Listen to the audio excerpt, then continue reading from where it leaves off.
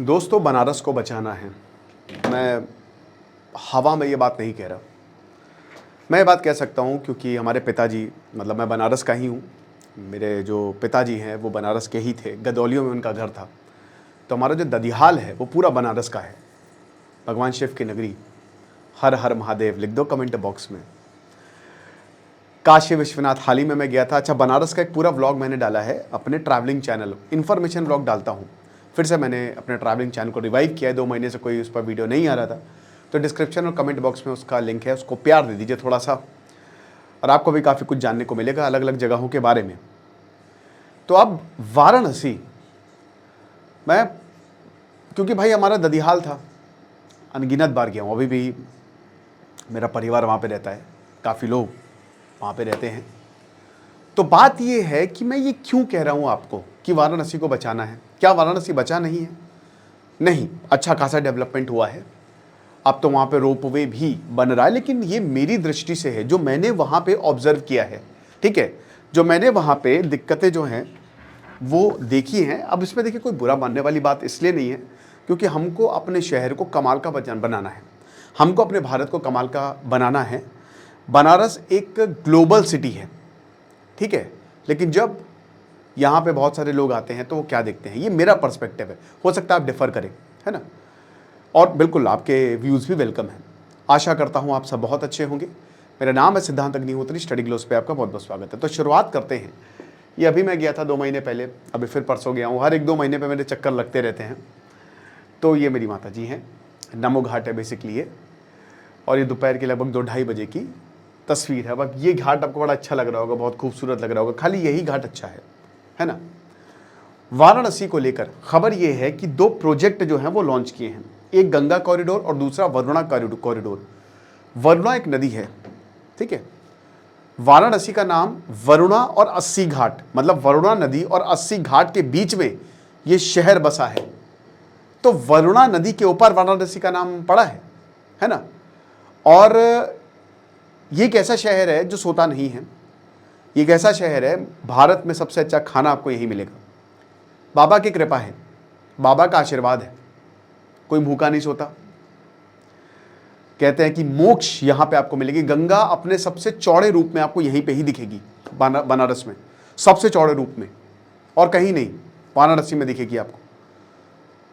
लेकिन ये शहर दोस्तों धीमे धीमे मर रहा है। मैं ये क्यों कह रहा हूं?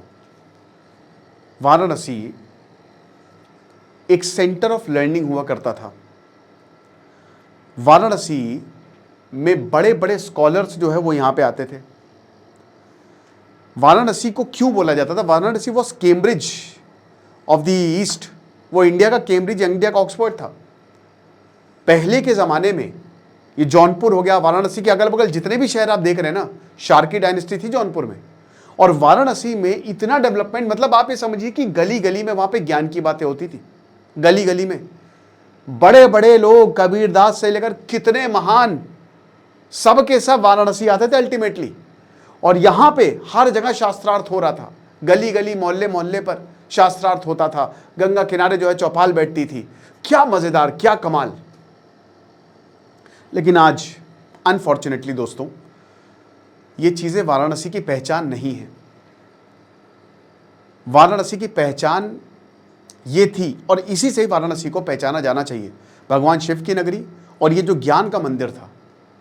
लेकिन मैंने क्या देखा वाराणसी में? मैंने देखा भयानक भीड़, भयानक भीड़, इतनी ज़्यादा भीड़। आप कभी भी चले जाइए, वहाँ पे आपको बहुत भयानक भीड़ मिलेगी।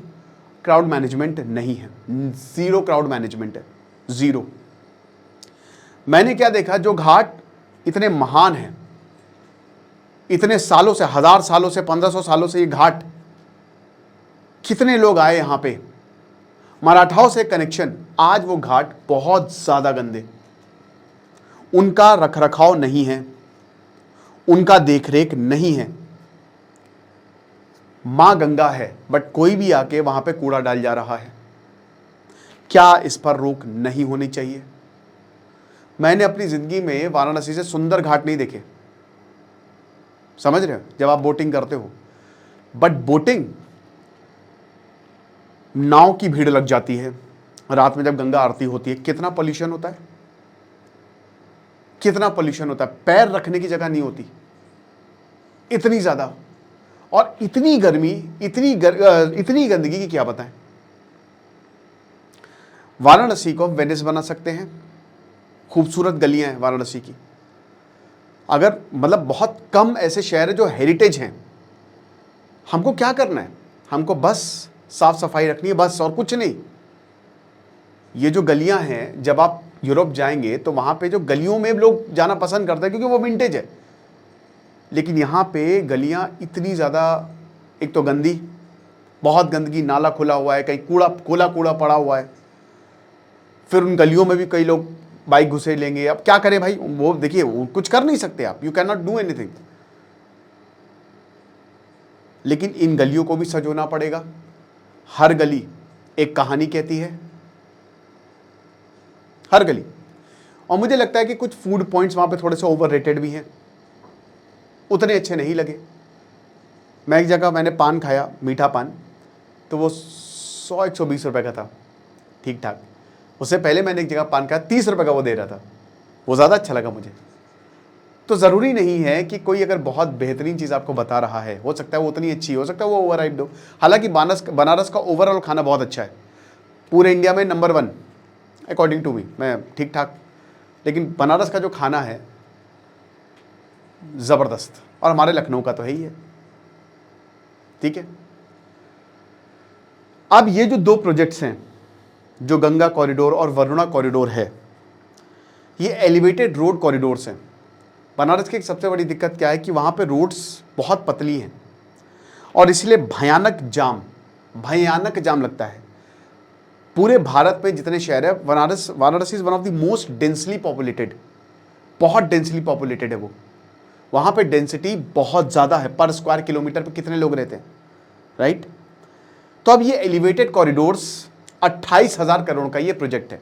एक गंगा कॉरिडोर है और एक वरुणा कॉरिडोर है। वरुणा नदी तो मर गई है।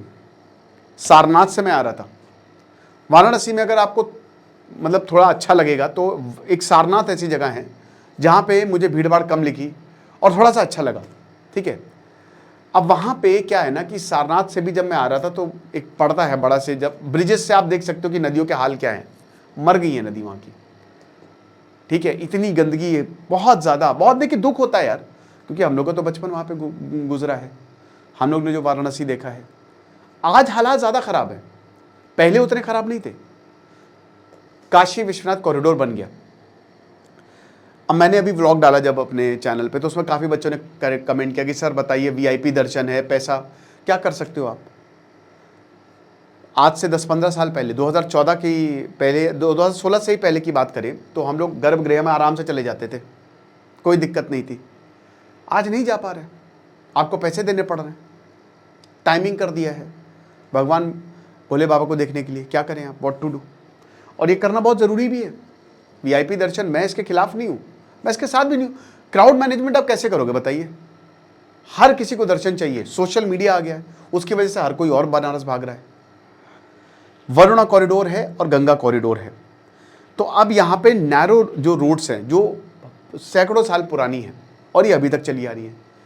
वाराणसी, जो उनकी ताकत थी वाराणसी ने, वो धीमे धीमे खत्म होती गई। जो ज्ञान, सबसे बड़ी वाराणसी की ताकत थी ज्ञान, वो धीमे धीमे खत्म होती जा रही है। रोड्स समय के साथ साथ आपको बदलना पड़ेगा, जैसे जैसे पॉपुलेशन बढ़ती है वो बदली नहीं। और इसी वजह से वाराणसी में भयंकर जाम लगता है। मतलब पूरी दुनिया में अगर आपने वाराणसी में गाड़ी चला ली, कार 4 व्हीलर चला ली, तो आप हैवी ड्राइवर हो। जो भी वाराणसी के लोग हैं उनको F1 में उतार दो, वो पक्का वो जीत के आएंगे।